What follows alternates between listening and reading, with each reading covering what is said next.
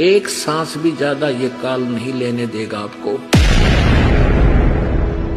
हाँ, कबीर परमात्मा की शरण में आने के बाद, जैसा कि आज दिन में आपको समझाया था, कबीरा ये तन जावेगा सके तो ठाहर ला, एक सेवा कर परम संत की और गोविंद के गुण गा।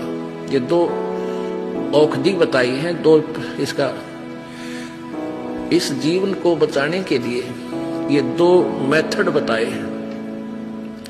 परम संत ने खोज के उसके बताए अनुसार उस परमात्मा की महिमा का गुणगान कर, वो भक्ति कर, तो तेरा जीवन बढ़ जाएगा। ठहर का अर्थ होता सपोर्ट।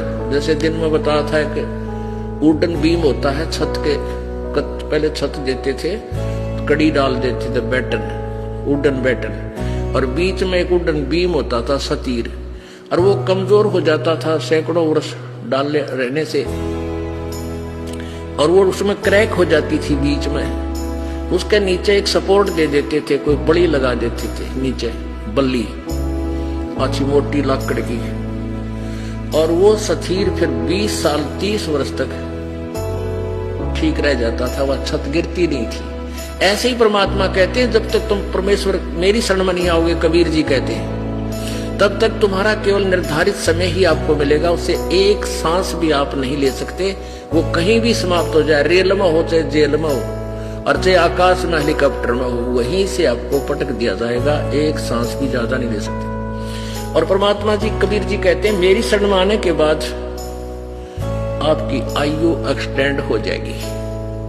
उसका तरीका क्या है कि मेरे नुमाइंदे परम संत से उपदेश ले, फिर आपका आयु बढ़ जाएगा। जैसे कबीर ये तन जावेगा सके तो ठाहर ला, वो ठाहर बोलते हैं उस बल्ली ला दी उस सतीर का नीचे।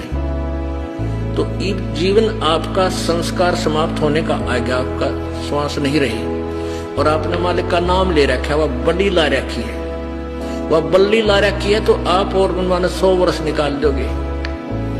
आपने 50 वर्ष की आयु में मृत्यु होना था, संस्कार इतना ही था। और राम नाम की वह बल्ली ला रखी, आपने तले पहले ला रखी थी, तो डट गया। ये मनमाने फिर 60 70 80 वर्ष तक, 100 वर्ष तक निकाल दे। तो उस एक्सटेंडेड जो आपका जीवन है, परमात्मा ने जो एक्सटेंड कर दिया, उस जीवन का मैक्सिमम समय भगवान के चरणों में आपका लगना चाहिए।